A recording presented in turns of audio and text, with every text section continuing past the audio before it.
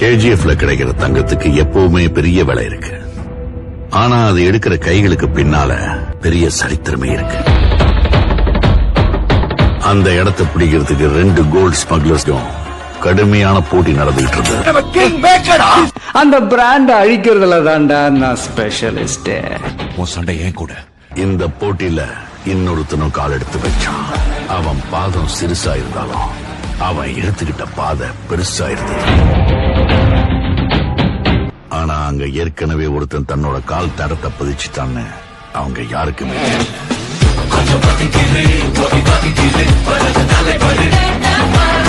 Powerful people come from powerful places. ஜனங்க யாரும் அவனை பாக்கலன்னா கூட அவன் பேர் எல்லாருக்கும் தெரியும்.